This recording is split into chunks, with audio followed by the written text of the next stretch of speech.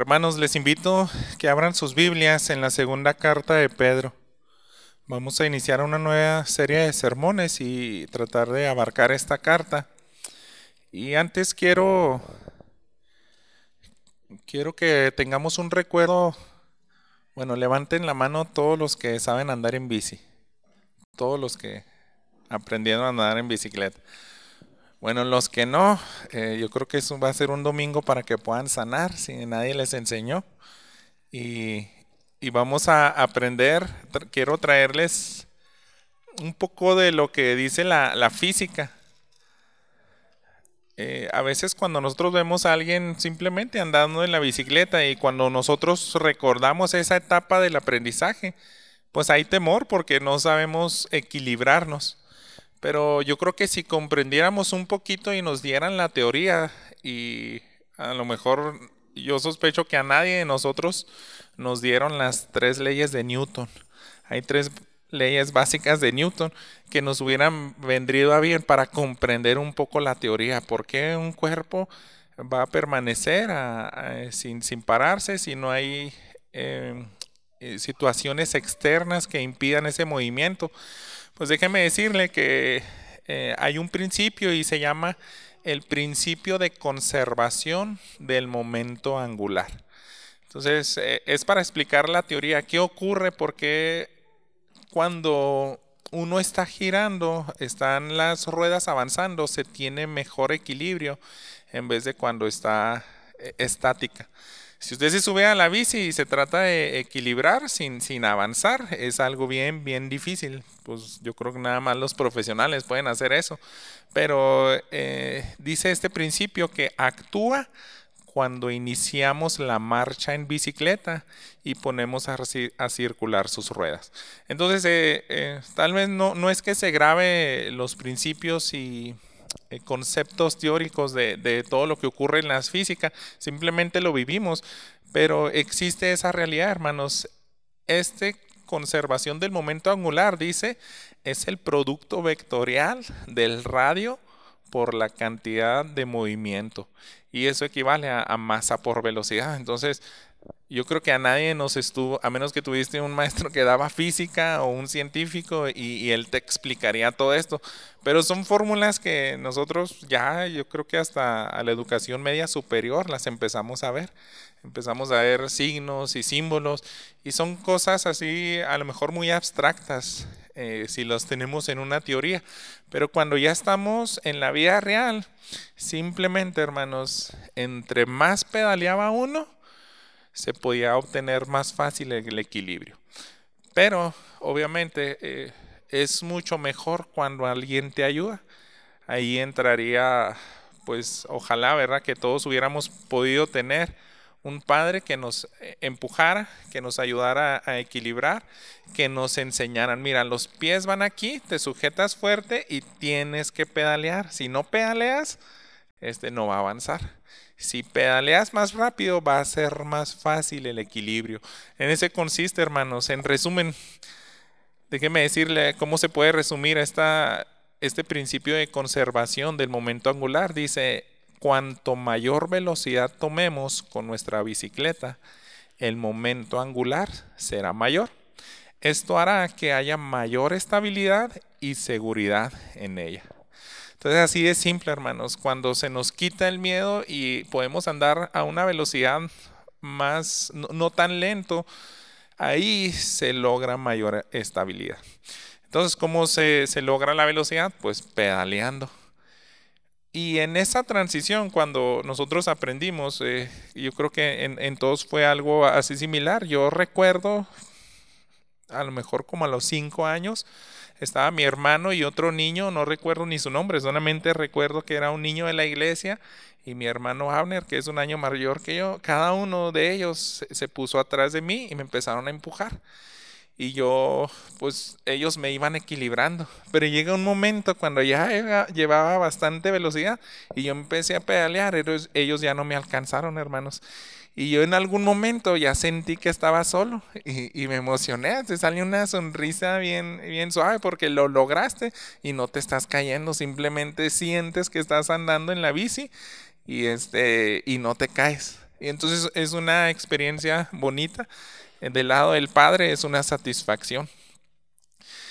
Y déjeme traerle este ejemplo, hermanos, es lo que vamos a ver. El título de este mensaje yo le quise poner, añade lo que te corresponde. En el cristianismo tenemos pues un concepto teológico de algunos que quisieron darle el orden de la salvación. Y este domingo, hermanos, esta predicación trata de que nosotros entendamos cómo funciona el cristianismo. Si nosotros nos explican la teoría, y en aquel entonces, si tuvimos la experiencia y alguien me hubiera dicho, entre más pedalees, es más seguro y es más probable que no te vas a caer. Entonces, ese es en resumen, ¿no? Y es lo mismo, hermanos, en el orden de la salvación, la mayoría de las cosas le pertenece a Dios. Pero hay algunas donde nos involucra y entre más nosotros hagamos nuestra parte, va a ser un cristianismo más fácil. Déjeme repetirle el orden de la salvación. Nosotros en algunos videos que subimos a YouTube tenemos un playlist de las convicciones doctrinales y ahí se encuentra ese orden de la salvación. Déjeme recordárselo. Todo empieza con la elección. Eso le pertenece a Dios. Él nos elige desde antes de la fundación del tiempo. Y llega un momento donde nos hace un llamado. Alguien tiene que hablarnos del Evangelio. Y existe la regeneración. Dios nos permite la conversión que tiene que ver con la fe y el arrepentimiento. Y tenemos pasajes como Filipenses que dice que la fe se nos regaló, es un Dios de Dios, un don de Dios. Pero en la fe y el arrepentimiento entramos nosotros, hermanos, porque nosotros somos los que tenemos que depositar nuestra fe en Dios al mismo tiempo que nos arrepentimos de nuestros pecados.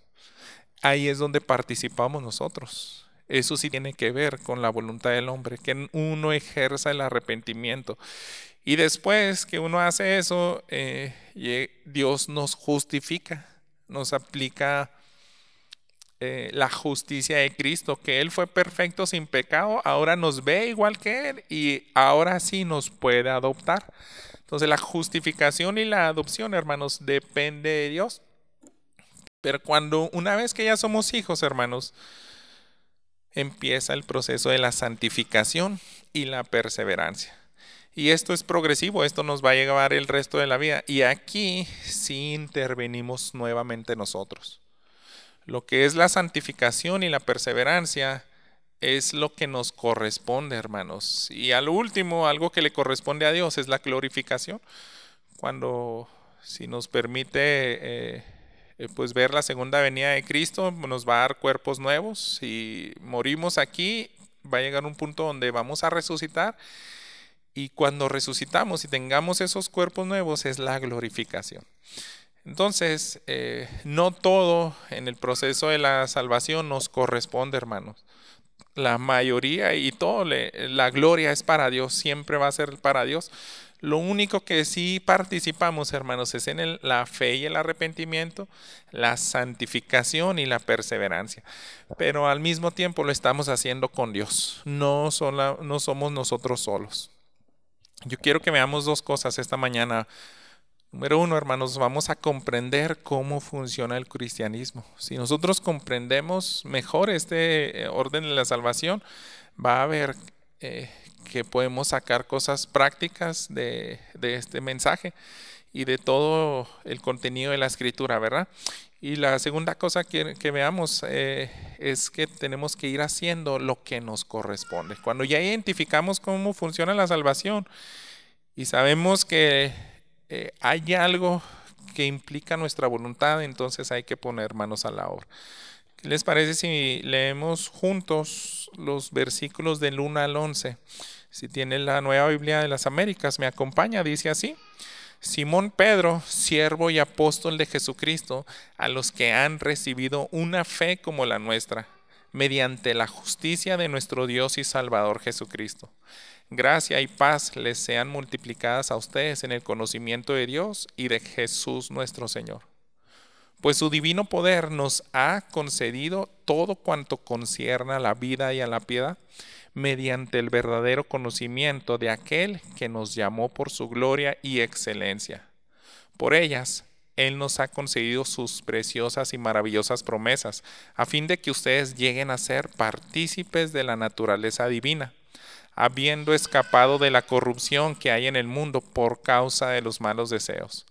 Por esta razón también, obrando con toda diligencia, añadan a su fe virtud, y a la virtud conocimiento, al conocimiento dominio propio, al dominio propio perseverancia, y a la perseverancia piedad, a la piedad fraternidad, y a la fraternidad amor. Pues estas virtudes, al estar en ustedes y al abundar, no los dejarán ociosos ni estériles en el verdadero conocimiento de nuestro Señor Jesucristo.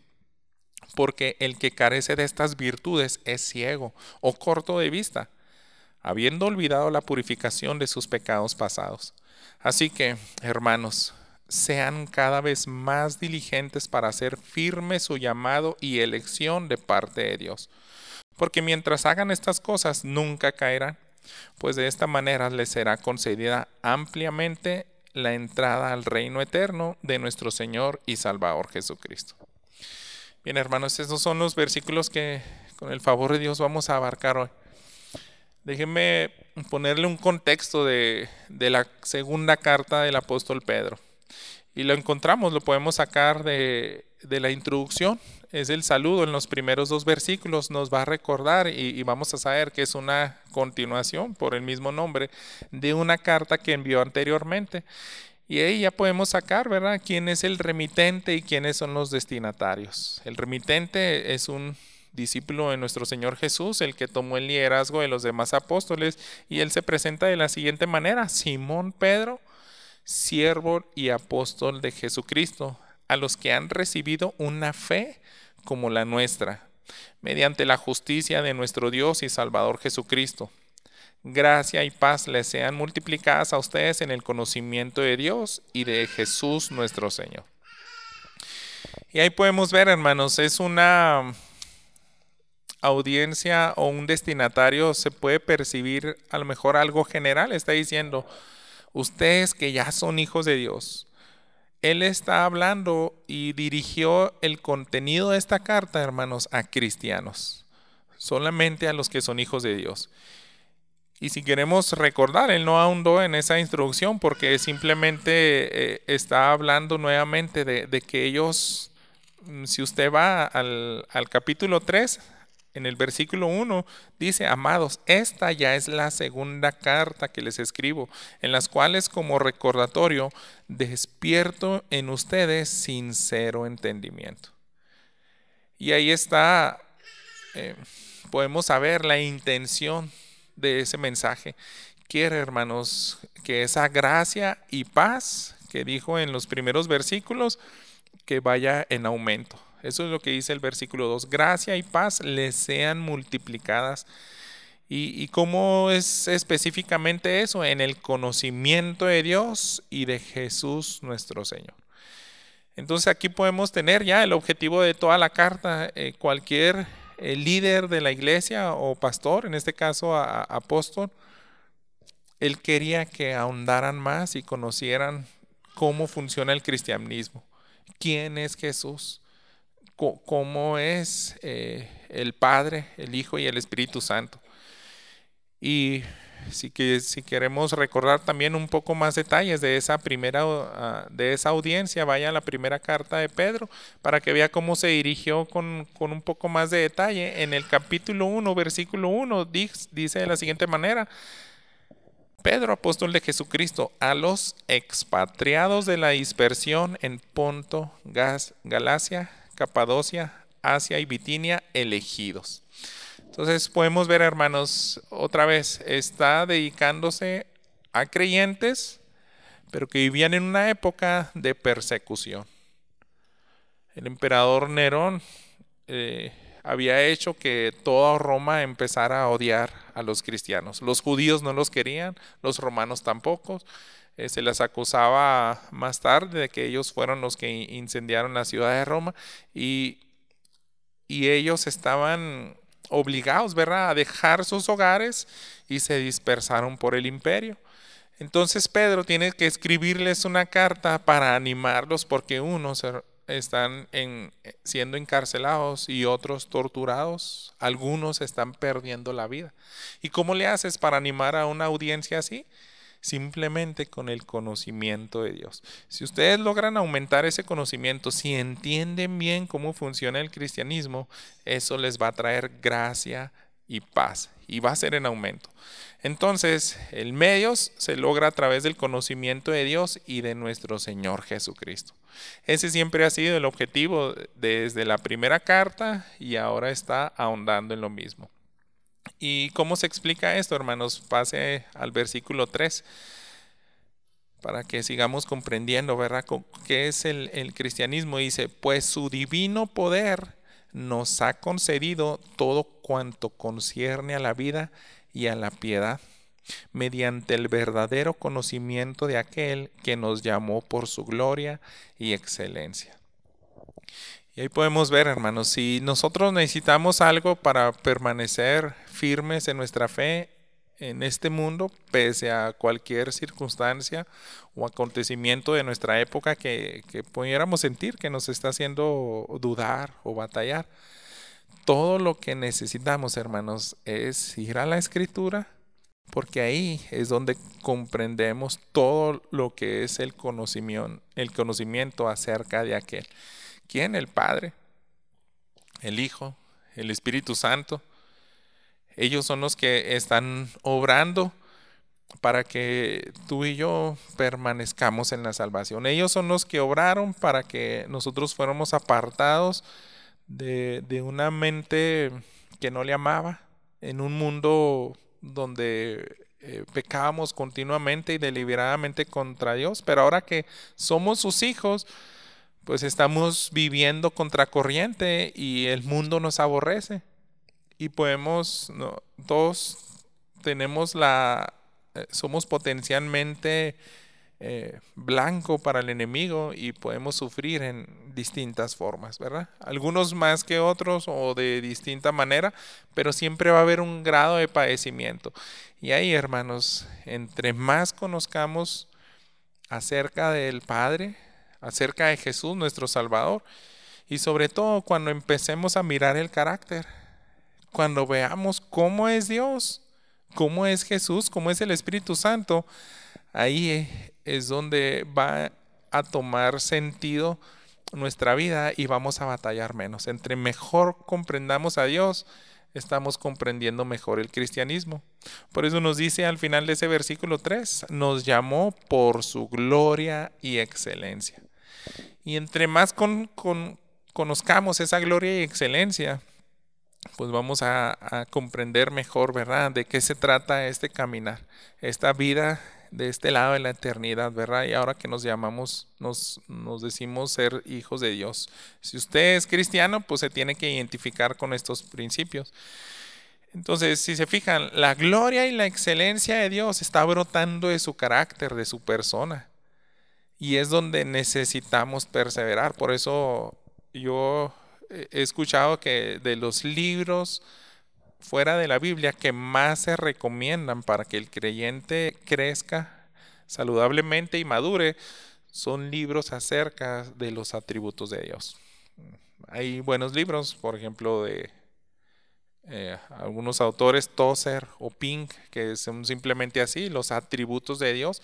Dice, cuando tú leas eso, o sea, tiene que estar en tu top número 5 de los libros cristianos, tienes que leer libros del carácter de Dios.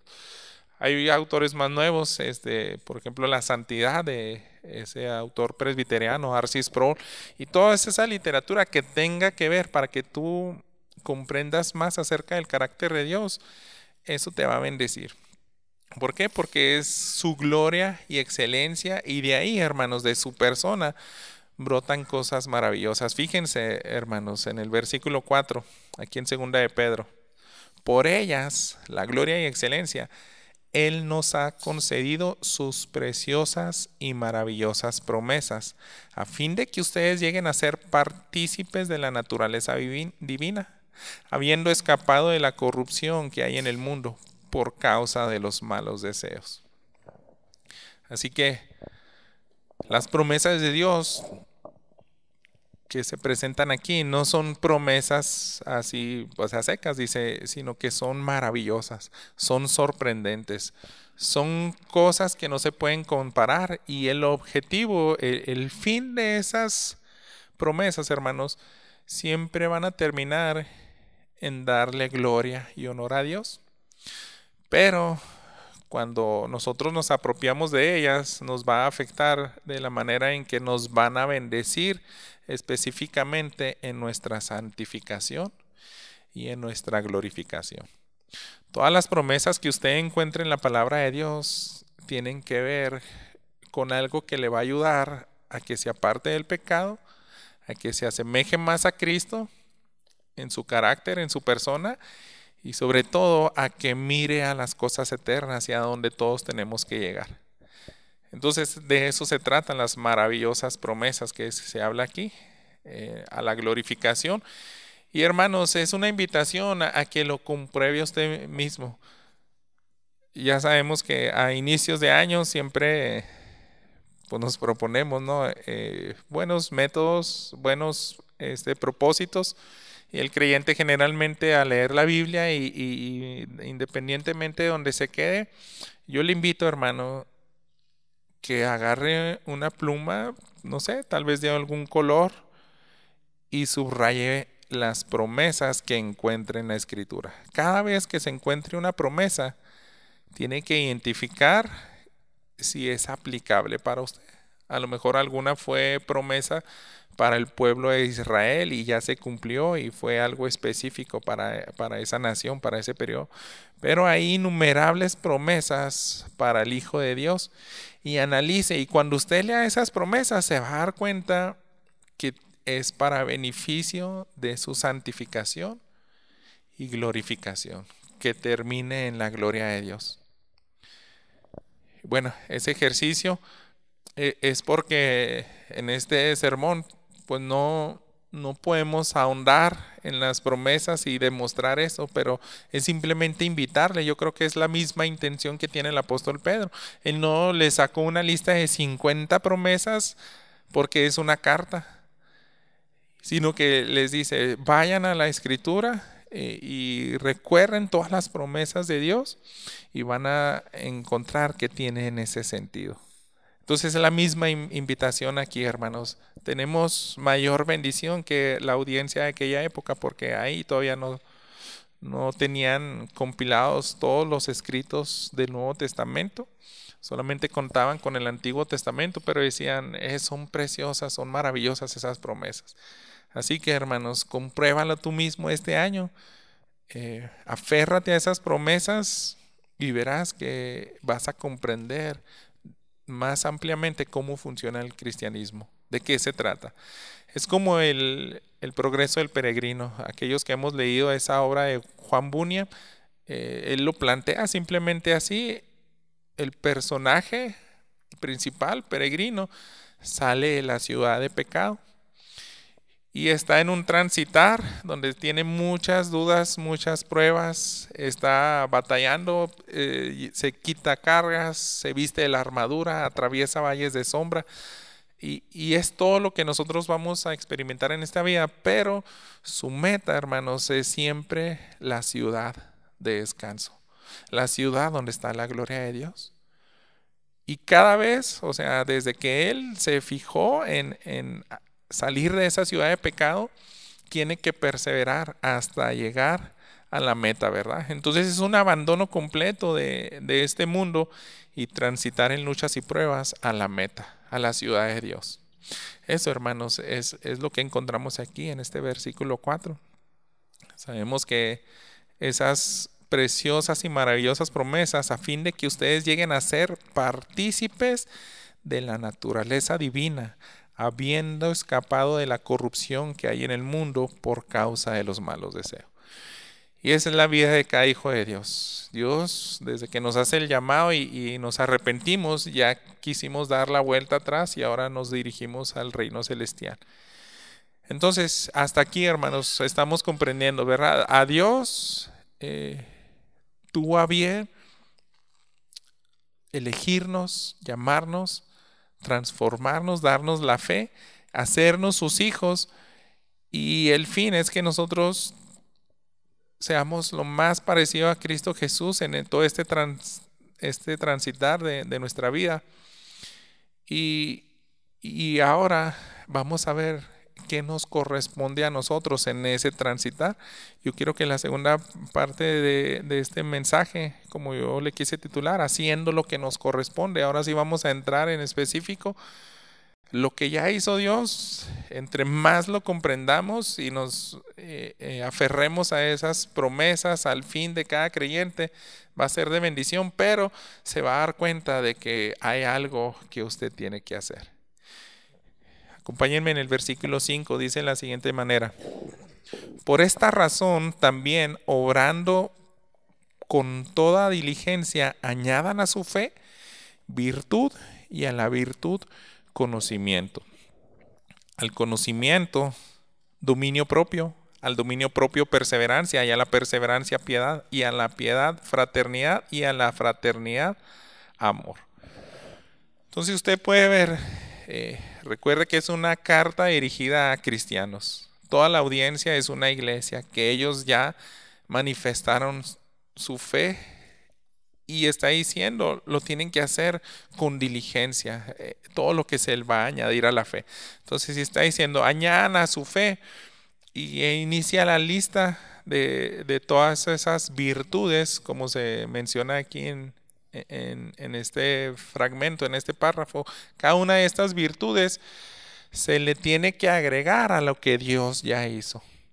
La fe, déjeme para que no lo tengo aquí en este mensaje, pero siento que lo tengo que aclarar. Esta cita, vaya a Filipenses capítulo 1 y ponga mucha atención. Filipenses 1:29, porque a ustedes se les ha concedido por amor de Cristo no solo creer en Él, sino también sufrir por Él. Entonces ese es uno de muchos pasajes que dice que la fe que usted depositó en Cristo Jesús, junto con el arrepentimiento que es en su voluntad, esa fe se le otorgó, hermano. Entonces esa fe le pertenece a Dios, y al mismo tiempo nosotros participamos. Nosotros llegó un día donde creímos en Cristo Jesús por la gracia y misericordia de Él, ¿verdad?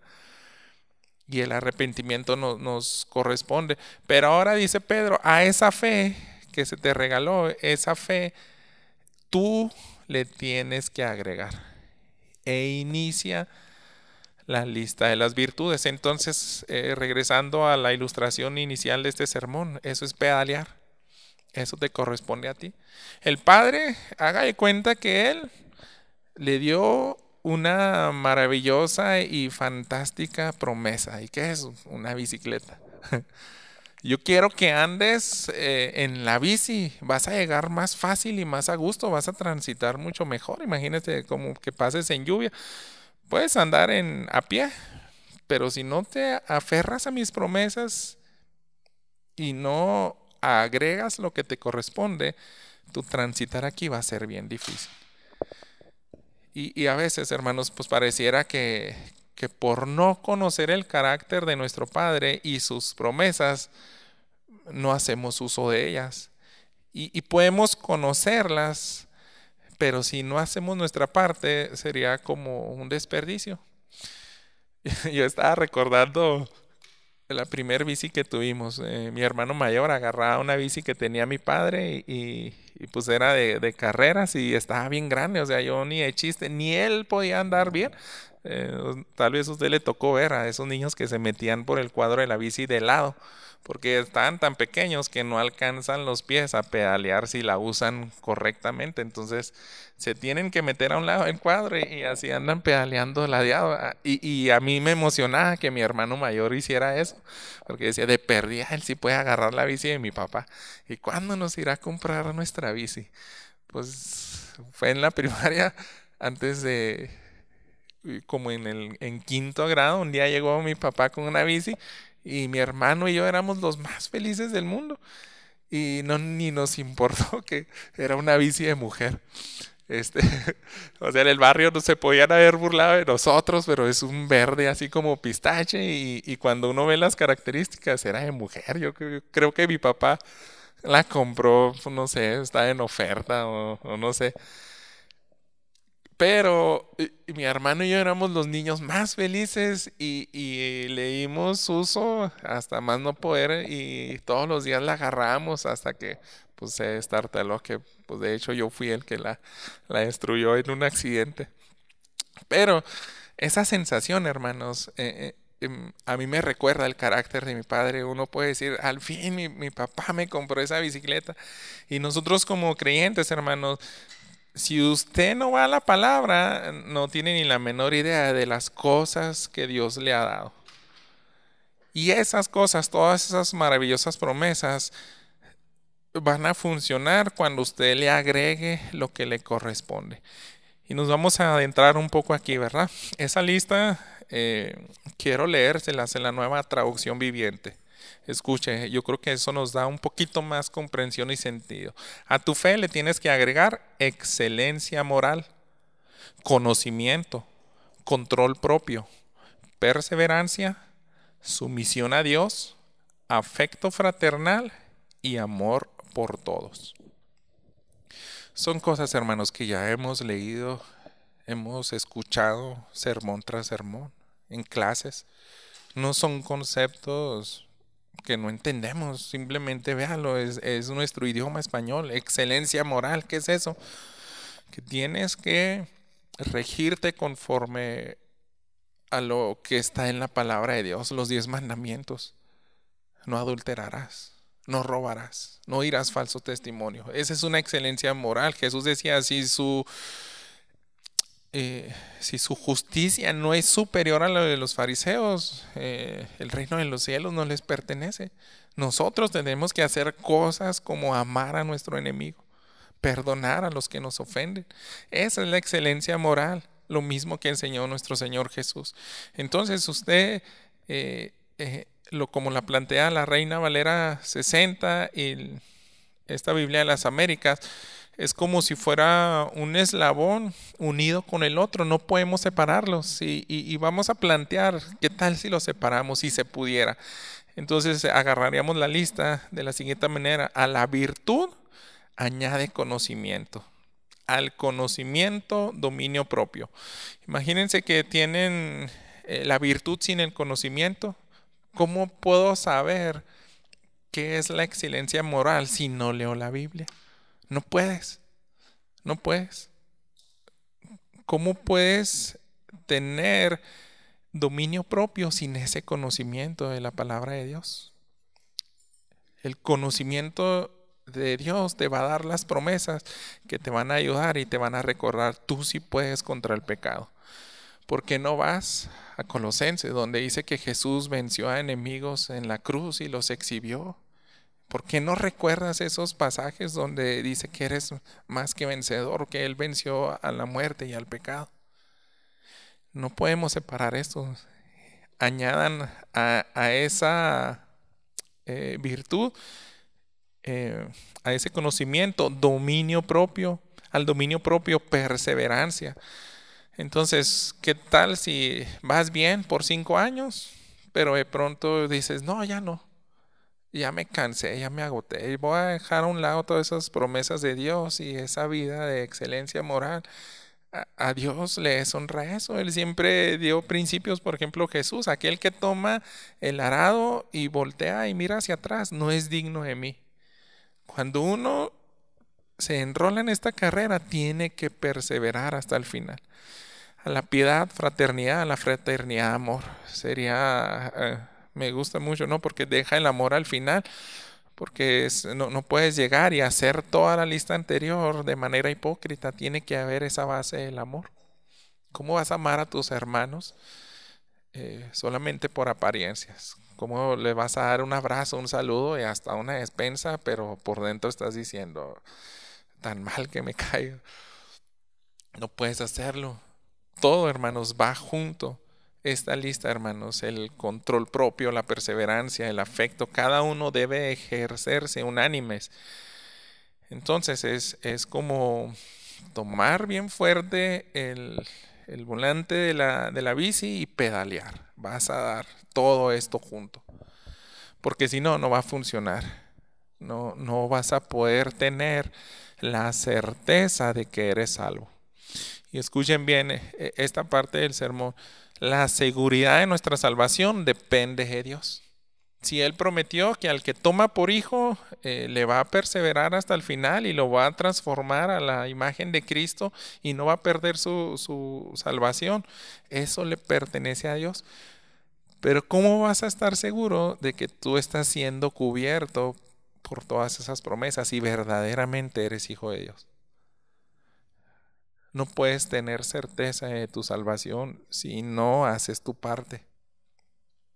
Por eso algunas personas pueden a lo mejor abrazar esos círculos teológicos donde dicen pequé y yo creo que ya Dios se enojó tanto conmigo que ahora ya me rechazó como su hijo y otra vez estoy en peligro de ir al infierno.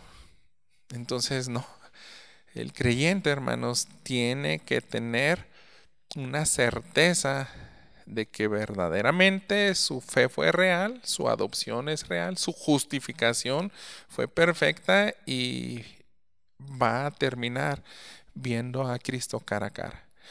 Pero ¿cómo se asegura de eso? Esa certeza solamente es haciendo su parte aquí, hermanos, añadiendo a la fe toda esta lista, ¿verdad? Que tenemos aquí. Miren los versículos 8 a 9.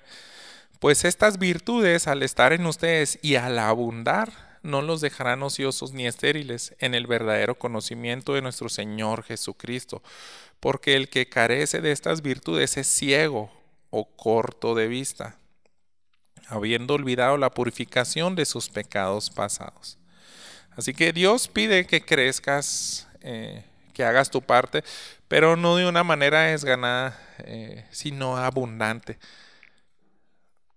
Me da mucha pena decirlo porque mi hija tiene 9 años, pero apenas le enseñé a andar en bici, como que eso era como a los 6, porque apenas. Pero estas hace como 2 semanas que ya había hecho intentos, hermanos, pero bueno, no va a dar excusas. Hubieron cosas que me pausaron, pero ahora que retomé y ahora sí, sí pudo, yo le decía, pedalea fuerte, hazlo fuerte, y así como que me desesperaba un poquito. Y ya hasta que agarró la confianza y andaba como un pavo real ahí grabándole y mandándole el video a mi esposa. Mira, mira. ¿Por qué? Porque ya pudo pedalear y estaba en un estacionamiento donde había un ángulo que era de bajada y luego tenía que subir. Entonces de bajada andaba bien fácil ella, pero cuando tenía que subir, y ahí sí le decía, hazlo fuerte, fuerte, y echándole porras y ánimo. Entonces así es, hermanos, Dios quiere que nosotros pedalemos fuerte, no a medias. ¿Por qué? Porque eso va a hacer que caigamos. Entonces es eso mismo está diciendo este pasaje. Mientras se hagan estas cosas, nunca caerán. Y a veces es eso la vida del creyente, hermano. Nos caemos. No podemos ser perfectos. Pero el verdadero Hijo de Dios se va a arrepentir y va a retomar otra vez lo que le corresponde. Y ahora que leí un libro de un ministerio, de un pastor que ayuda a distintos hombres a salir de distintos vicios, dice, es tan hermoso y lo que más me gusta de estas reuniones que tenemos, cuando vemos ese punto donde se vuelven a levantar. Cuando ellos dicen, sí caí, pero otra vez inicié, me humillé y le pedí perdón a Dios y otra vez estoy avanzando. Que a veces es tan difícil hacer esa parte, pero el cristiano, hermanos, persevera. Y entre más tengamos ese tiempo donde no tengamos esa caída, pues vamos a honrar y glorificar más a Dios. ¿Pero por qué, hermanos? Pues porque estamos pedaleando. Cuando usted deja de buscar las excelencias de Dios, de conocer sus atributos, de también vivir a lo que Él está pidiendo, entonces vamos a tener una vida más fácil, más ligera. Ahí estamos comprendiendo cómo funciona el cristianismo.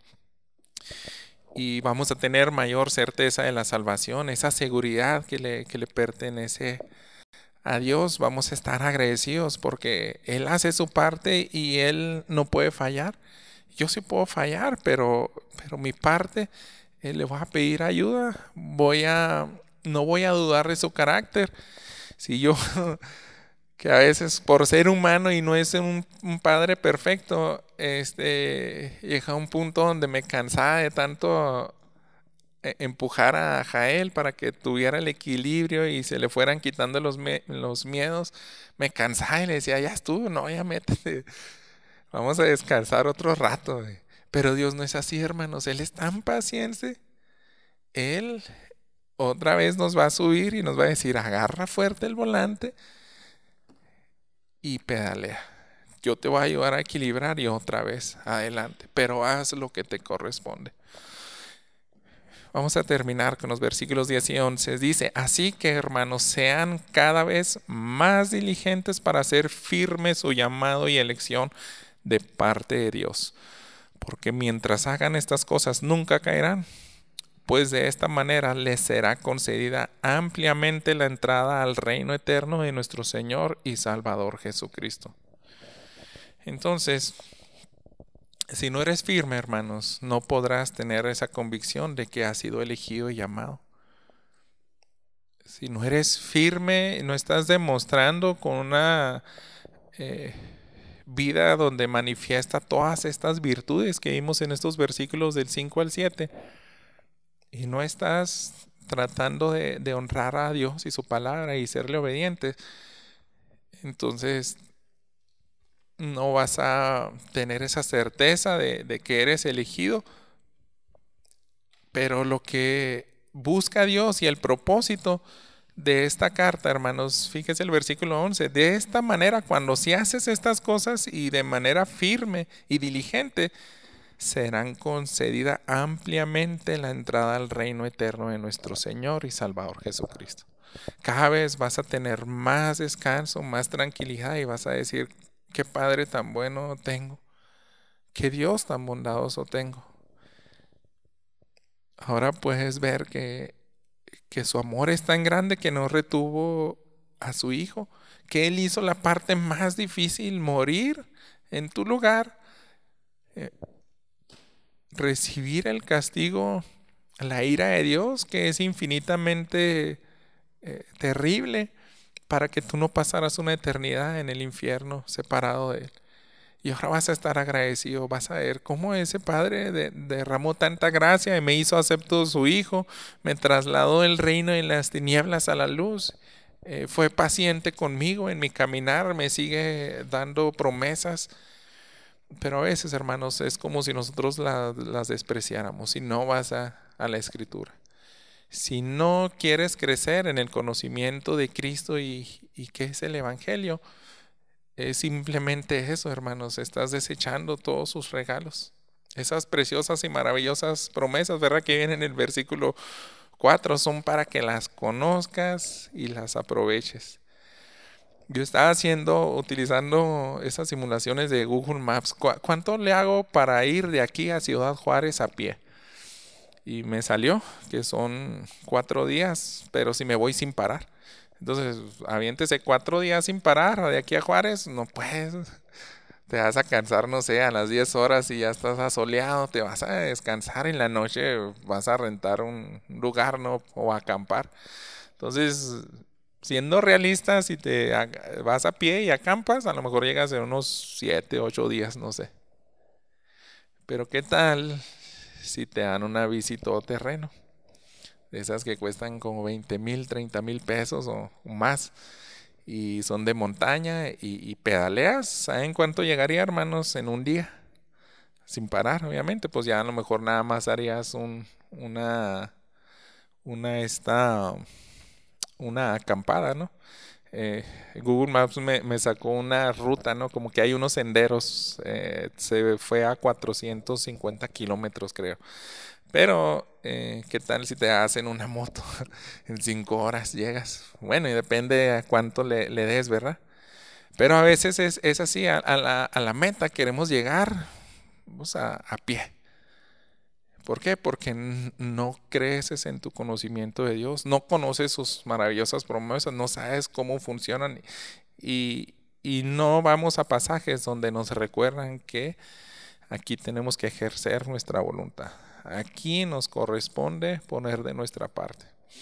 Última es, déjeme leerle esa parte de los versículos 5. Añadan a su fe virtud, a la virtud conocimiento, al conocimiento dominio propio, al dominio propio perseverancia y a la perseverancia piedad, a la piedad fraternidad y a la fraternidad amor. Estaba tentado a hacer otro sermón nada más para explicar todo esto, pero yo creo que es parte de lo que te corresponde a ti. Es parte de ti. O sea, cada creyente, si nada más yo les voy a estar desglosando todo así, vamos a ver un sermón de qué es virtud. Pues qué es virtud. Me gusta más cómo viene aquí la nueva traducción viviente. Excelencia moral. Ahora vamos a sacar toda la lista de los mandamientos de Dios. Sí. No, son como 300, 600 en todo el Pentateuco. Y así podemos llevarnos, pero es tu parte. Tú también tienes que crecer en ese conocimiento. Y fíjese, quiero regresar en el versículo 3. Pues su divino poder nos ha concedido todo cuanto concierne a la vida y a la piedad, mediante el verdadero conocimiento de aquel que nos llamó por su gloria y excelencia. Entonces, hermanos, todo lo que usted necesita, aquí está. Agarre su Biblia, ábrala y conozca el carácter de Dios. Conozca sus promesas. Conozca qué le corresponde hacer a usted. Y persevere en eso, ¿verdad? Vaya a Romanos capítulo 8. Este es un pasaje que nos recuerda esto que llamamos, ¿verdad? El orden de la salvación, pero ya es en un versículo que nos habla de que tiene un inicio, un fin, tiene puntos intermedios. En Romanos capítulo 8, versículo 29, dice, porque a los que de antemano conoció, también los predestinó a ser hechos conforme a la imagen de su Hijo, para que Él sea el primogénito entre muchos hermanos.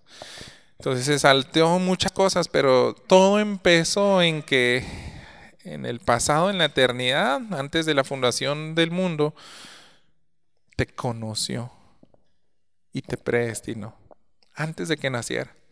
Y conocer, hermanos, eso es un término que en toda la Biblia habla de esa intimidad. Cuando leemos en Génesis, Adán conoció a Eva, es la experiencia más íntima que puede tener un hombre y una mujer.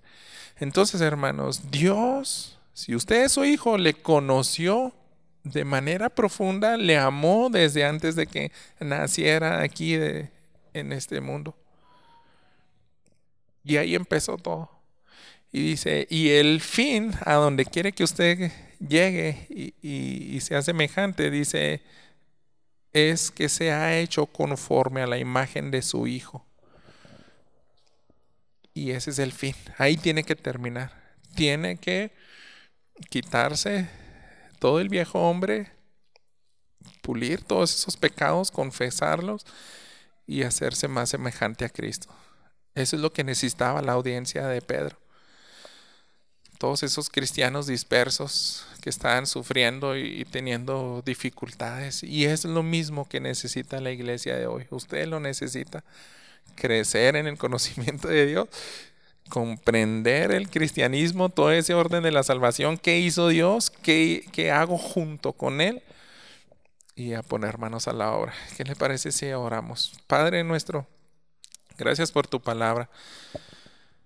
Gracias porque tú sí eres un Padre paciente y tienes grandiosas promesas, Señor, para que nosotros te honremos aquí en esta vida, para que no batallemos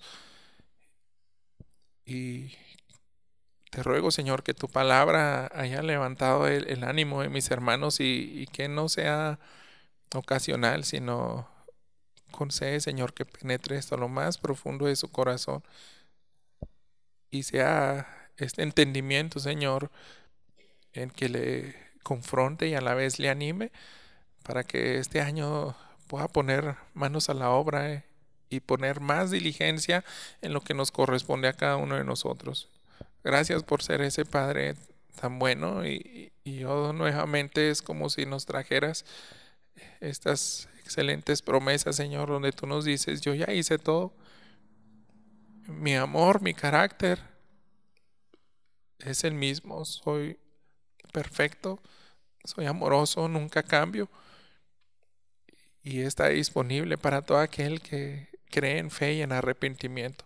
Ayúdanos, Señor, a asegurarnos de nuestra salvación y a poner diligencia para tener más certeza en esa obra de tu Hijo Jesucristo. Bendice a tu pueblo, bendice a tu iglesia en nombre de Cristo Jesús. Amén.